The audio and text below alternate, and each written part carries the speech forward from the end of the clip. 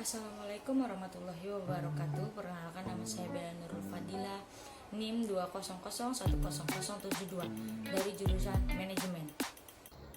Perkenalkan, nama saya Mutiara Rahma Widodo dari jurusan Manajemen dengan NIM 200100063. Perkenalkan, nama saya Rati Puspita Nindya dari jurusan Akuntansi dengan nomor NIM 200200013. Nama saya Hafiz Rizky Juliani dengan nomor NIM 200200001. Perkenalkan, nama saya Leica Nurlani Putri Apono dengan NIM 200200026. Dan materi selanjutnya akan dibawakan oleh teman-teman saya. Sejarah bahasa Indonesia. Bahasa Indonesia berasal dari bahasa Melayu, yaitu sebuah bahasa Austronesia yang digunakan di Nusantara. Bentuk bahasa sehari-hari ini sering dinamai dengan istilah Melayu Pasar. Melayu Tinggi adalah bentuk yang lebih resmi dari Melayu Pasar. Bahasa Melayu di Indonesia kemudian digunakan sebagai lingua franca, tetapi pada waktu itu belum banyak yang menggunakannya sebagai bahasa ibu. Bahasa ibu masih menggunakan bahasa daerah yang jumlahnya mencapai 360 bahasa.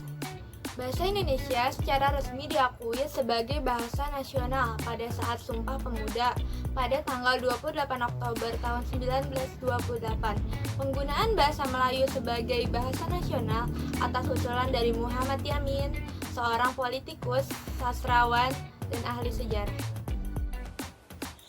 Bahasa Indonesia lahir pada tanggal 28 Oktober 1928. Pada saat itu, para pemuda dari berbagai pelosok Nusantara berkumpul dalam rapat. Para pemuda berikrar, 1. Kami putra dan putri Indonesia mengaku bertumpah darah, yang satu tanah air Indonesia. 2. Kami putra dan putri Indonesia mengaku berbangsa, yang satu bangsa Indonesia. 3.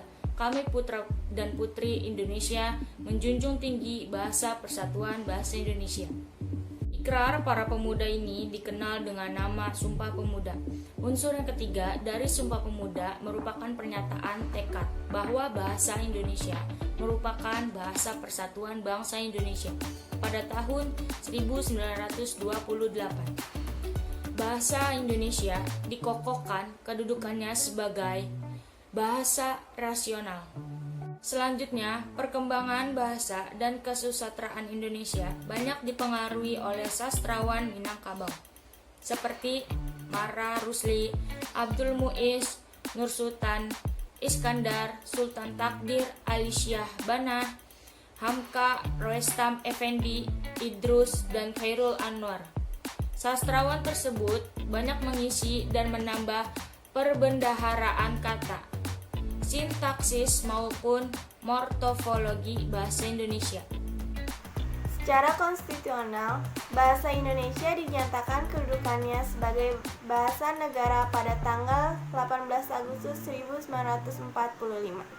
Karena pada saat itu, UUD 1945 disahkan sebagai Undang-Undang Dasar Negara Republik Indonesia.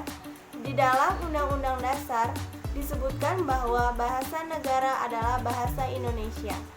Bab 15 pasal 36. Kini bahasa Indonesia dipakai oleh berbagai lapisan masyarakat di Indonesia.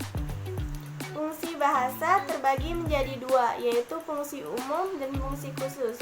Fungsi umum adalah sebagai alat komunikasi sosial. Fungsi khusus yaitu emotif, tumpuan pembicaraan pada si penutur. Contohnya mengungkapkan rasa gembira, sedih, atau terharu. Yang kedua itu konotatif, tumpuan pembicaraan pada lawan bicara. Contohnya berbahasa dengan tujuan agar lawan tutur tidak tersinggung atau agar lawan bicara senang. Referensial adalah tumpuan pembicaraan pada konteks pembicaraan, contohnya membicarakan suatu permasalahan dengan topik tertentu. Puitik adalah tumpuan pembicaraan pada amanat atau pesan, contohnya berpidato. Patik adalah tumpuan pembicaraan pada kontak sosial, contohnya adalah berbahasa sekedar melakukan kontak sosial dengan orang lain.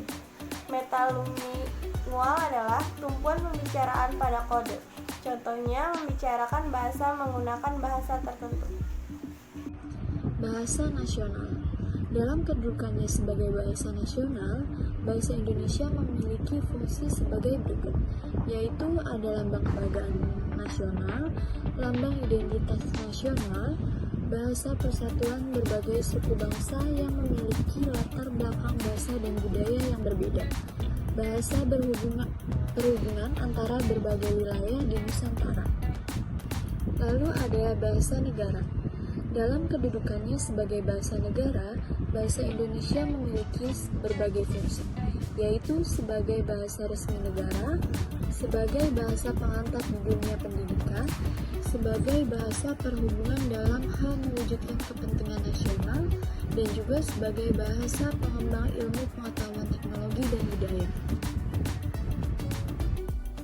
Bahasa Indonesia dalam ilmu pengetahuan dan teknologi.